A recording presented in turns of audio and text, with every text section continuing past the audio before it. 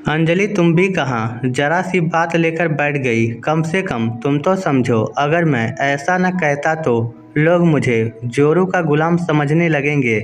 आखिर मुझे भी तो अपने परिवार के सामने अपना सम्मान बनाए रखना है। सुधीर अंजलि को अपनी बात समझाते हुए बोला, एक ऐसा सम्मान है सुधीर जो मेरा अपमान करने पर मिलता है। मेरे सम्मान की जिम्मेदारी किसकी है फिर? कितनी घटिया सोच है तुम्हारी। अपने सम्मान के लिए मेरा अपमान कर रहे हो। अंजलि सुधीर की बात का जवाब देते हुए बोली, यार तुम औरतों की यही तो समस्या है। छोटी सी बात को रबड़ की तरह खींचकर लंबा कर देती हो। ऐसा क्या कह दिया मैंने? सिर्फ इतना ही तो कहा था कि बिना मेरी इजाज़त घर के बाहर कदम नहीं रखोगी। पति होने के नाते क्या मैं तुमसे इतना सा नहीं कह सकता? सुधीर अपनी बात को सही ठहराते हुए बोला, अच्छा सिर्फ इतना ही कहा था? अंजलि ने प्रश्न भरी नज़रों से सुधीर की तरफ देखा, पर अंजलि को जवाब देने की जगह वह दूसरी तरफ मुंह करके सो गया। इस बार सुधीर अंजलि को जवाब देने के मूड में नहीं था, क्योंकि वह जानता था कि वह गलत है। लेकिन अंजलि उसकी आंखों से तो नीत कोसों दूर थी। कितनी बुरी तरह से लताड़ा था सुधीर ने उसे, जैसे उसका कोई अस्तित्व ही ना हो। अपनी माँ और बड़े भाई के सामने अपनी टेक दिखाने के लिए किस तरह से उससे बात कर रहा था। एक पल नहीं भी लगाया कहने में कि अगर बाहर कदम भी रखा तो तुम्हारी टांगें तोड़कर रख दूंगा। भला कोई इस तरह अपनी पत्नी से बात करता है? अब समझ में आ रहा था कि इस घर में उसकी जेठानी कुसुम क्यों दबी दबी से रहती है। बात सिर्फ इतनी सी थी कि शाम को जेठानी कुसुम और अंजलि रसोई में काम कर रही थी। उस समय कुसुम की 3 साल की बेटी राशि बाहर बरामदे में खेल रही थी। सासू माँ भी वहीं बैठकर अपनी आस पड़ोस की महिला मंडली के साथ पंचायत कर रही थी। अचानक खेलते खेलते राशि बरामदे में बनी हुई सीढ़ियों पर से नीचे गिर गई। हालांकि सीढ़ी 2 ही थी, लेकिन नीचे रखे गमले से उसका सिर टकरा गया और उसके सिर पर चोट लग गई। इस कारण राशि जोर जोर से रोने लगी, लेकिन सासू माँ से ये भी नहीं हुआ कि जाकर उस बच्ची को उठा तो ले। जब तक कुसुम दौड़कर बाहर आई तो देखा कि राशि के सिर से खून बहने लगा है। ये देखकर कुसुम ने अपने पल्लू से उसके सिर को दबाया ताकि खून बहना बंद हो। तब तक अंजलि भी बाहर आ गई, लेकिन तभी सासू माँ बोली, अरे कुछ नहीं हुआ है जो दोनों की दोनों काम छोड़कर बाहर आ गई हो। यह देखकर कुसुम तो कुछ ना बोली, पर उसकी आंखों में आते आंसू बहुत कुछ बोल गए। ये अंजलि से बर्दाश्त नहीं हुआ। वो तो शुरू से ही बागी स्वभाव की रही थी।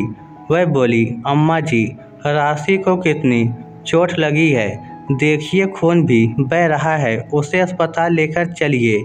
अरे कुछ ना हुआ है इसे, लड़की जात है, इस छोटी मोटी चोट से कुछ नहीं होता। लड़कियां तो पल जाती हैं, थोड़ा सा नारियल का तेल लगा दे, सब सही हो जाएगा, कहकर अम्मा जी अपने महिला मंडली से फिर बातें करने लगी। लेकिन अंजलि से ये बर्दाश्त नहीं हुआ कि अपनी ही पोती को रोता देखकर उनका दिल नहीं पसीज रहा, जबकि उसका खून तो रुकने का नाम ही नहीं ले रहा। और ये तो सिर की चोट अलग है। वह आनन फानन में अंदर कमरे में गई, अपनी अलमारी से कुछ पैसे निकाले और बाहर आकर कुसुम की गोद से राशि को ले लिया और पैदल ही नुक्कड़ की तरफ चल दी। नुक्कड़ पर पहुंचकर वहां से ऑटो कर राशि को अस्पताल लेकर गई और उसकी मरहम पट्टी करवाई। लेकिन इधर सासू माँ गुस्से में भर चुकी थी। उन्हें बिल्कुल अच्छा नहीं लगा कि उनकी सखियों के सामने उनकी बहू ने उनकी बात काट दी और अपनी मनमानी करती हुई घर के बाहर निकल गई। जब तक अंजलि राशि का इलाज करवाकर वापस आई, तब तक सुधीर और उसके बड़े भैया राजीव घर आ चुके थे और सासू माँ ने उन्हें हर बात नमक मिर्च मसाले के साथ परोसी थी। जैसे ही अंजलि राशि को लेकर घर में घुसी, वैसे ही सुधीर ने उस पर चिल्लाना शुरू कर दिया। तुम्हारी हिम्मत कैसे हुई अम्मा की इजाज़त के बगैर घर के बाहर जाने की? थोड़ा सा इंतज़ार नहीं कर सकती थी जो अकेली ही घर के बाहर निकल गई? हम लोग आ ही तो रहे थे घर पर। उसकी बात सुनकर अंजलि एक पल के लिए तो हैरान रह गई। तब तक कुसुम भाभी आकर राशि को उसकी गोद से ले गई। फिर वह सुधीर से बोली, राशि के सिर में चोट लगी थी, वह दर्द के मारे तड़प रही थी। ऐसे में क्या तुम लोगों का इंतज़ार करती रहती मैं? कितना खून तो बह चुका था उसका। अरे तो थोड़ी देर में कुछ नहीं होता उसे, जो मेरे मना करने के बावजूद घर के बाहर निकल गई। इतनी औरतों के सामने बेइज्जती कर दी मेरी। क्या सोच रही होगी वह लोग कि मेरी बहू तो मेरी सुनती ही नहीं है? सासू माँ बीच में ही बोली, आपको लोगों के सामने अपनी इज्जत की पड़ी है। आप राशि की दादी हैं। मेरी जगह राशि को लेकर तो आपको भागना चाहिए था, लेकिन आप तो बस करो तुम। बार बार अम्मा को जवाब दिए जा रही हो। खबरदार मेरी इजाज़त के बाद के बगैर घर के बाहर कदम रखा तो टांगें तोड़ के रख दूंगा तुम्हारी औकात में रहना। अचानक सुधीर जोर से चिल्लाया। अंजलि हक्की बक्की सी उसे देखती रह गई। सुधीर का ये रूप तो शादी के 3 महीने में कभी उसने देखा ही नहीं था। मानती थी कि ये परिवार रूढ़िवादी था। सासू माँ को पोती पसंद नहीं थी, क्योंकि वह घर में पहला बच्चा पोता ही चाहती थी। इसलिए कभी राशि से उनका खास लगाव नहीं रहा। पर इस तरह की भाषा भी परिवार के लोग बोलते हैं, उसे यकीन नहीं हो रहा था। अब खड़ी खड़ी देख क्या रही हो? जाओ अंदर। सुधीर दोबारा चिल्लाकर बोला। अंजलि को कुछ सूझा नहीं तो वह चुपचाप अंदर आ गई। सासू माँ ने इसे अपनी जीत समझी और तनकर सोफे पर जाकर बैठ गई। अब अंजलि ने इस बारे में सुधीर से कमरे में बात की तो सुधीर का जवाब सुनकर वह हैरान रह गई। मतलब उसका अपमान करके सुधीर को घर में बड़ा सम्मान मिल रहा था। खैर, सोचते सोचते काफ़ी देर बाद अंजलि की नींद लग गई। अब रात भर ढंग से सोई नहीं तो सुबह कहाँ से जल्दी उठती। सुबह उठने में उसे देर हो गई। बस इसी बात को सासू माँ ने पकड़ लिया और ज़ोर ज़ोर से चिल्लाने लगी। उनकी आवाज़ सुनकर सुधीर हड़बड़ा कर उठा। अंजलि को पास में सोता देखकर उसे झकझोर कर उठा दिया। अरे जल्दी उठो, अभी तक सो रही हो। अंजलि हड़बड़ा कर उठी और फटाफट कमरे के बाहर निकली।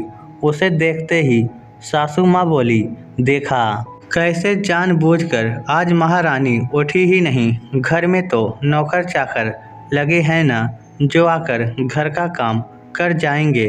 भला ये बहुओं के ससुराल में रहने के लक्षण हैं। अंजलि को गुस्सा तो आ रहा था, पर जवाब न देकर वह रसोई में जाने लगी। सिर दर्द तो वैसे भी हो रहा था। सोचा पहले चाय बनाकर पी ले। तभी सुधीर भी बाहर निकल कर आ गया। उसे देखकर सासू माँ ने अपनी आवाज़ ऊंची करते हुए कहा, देख ले सुधीर, तेरी बीबी के लक्षण। यहाँ सास बोले जा रही है, पर ऐसा नहीं कि उसे जवाब तो दे दे। मुँह उठाकर सीधे रसोई की तरफ चल दी। अरे मुझसे बात नहीं करना चाहती तो साफ साफ कह दे। सासू माँ की बात सुनकर सुधीर गुस्से में अंजलि से बोला, अम्मा तुमसे कुछ बोले जा रही है, तुम जवाब क्यों नहीं दे रही हो? अम्मा को जवाब दे दोगी तो घिस नहीं जाओगी? कल जब मैंने जवाब दिया था तब भी आप बोल रहे थे कि जवाब पर जवाब दिए जा रही है, और आज मैं चुप हूँ तो भी समस्या है। आखिर मैं करूँ तो करूँ क्या? अंजलि ने कहा। उसकी बात सुनकर सुधीर गुस्से में चिल्लाकर बोला, बस करो, तुम ज़्यादा जबान चला रही हो। अगर अब एक शब्द बोला तो तुम्हारा मुंह तोड़। चुप करो, तुम पत्नी हूँ तुम्हारी, कोई गुलाम नहीं हूँ जो इतनी बदतमीजी से मुझसे बात कर रहे हो। अंजलि के इस जवाब से सुधीर हक्का बक्का रह गया। वहीं सासू माँ बोली, हे भगवान, अपने पति तक से जबान लड़ा रही है ये। तेरी यही हैसियत है तेरी बीबी के सामने, जो सबके सामने तुझे जवाब दे रही है। सासू माँ सुधीर को सुनाते हुए बोली, तब सुधीर अंजलि से बोला, तुम पत्नी हो मेरी, मेरे सम्मान की जिम्मेदारी तुम्हारी है। तुम इस तरह से सबके सामने मेरा अपमान कैसे कर सकती हो? अच्छा, तुम सबके सामने मुझे बेइज्जत करते रहो, अपने सम्मान के लिए मेरा अपमान करते रहो और मुझसे उम्मीद करते हो कि मैं सबके सामने गूंगी गुड़िया बनकर तुम्हारी इज्जत बनाए रखूं। इज्जत दोगे तो इज्जत मिलेगी, वरना जिस तरह की भाषा तुम बोलते हो वह भाषा मुझे भी बोलनी आती है। अंजलि के इस जवाब से सब लोग हैरान रह गए। हालांकि उसके बाद सुधीर की हिम्मत नहीं हुई कुछ कहने की, क्योंकि अंजलि बराबर जवाब दे रही थी। उसके बाद अंजलि को तेज जबान वाली बहू, बदतमीज बहू, कई तरह के नामों से नवाजा गया। पर क्या फ़र्क पड़ता है, कभी कभी अपनी इज्जत के लिए बेशर्म तो होना ही पड़ता है। इस स्टोरी को लेकर आपकी क्या राय है, नीचे कमेंट करके हमें ज़रूर बताइएगा। धन्यवाद।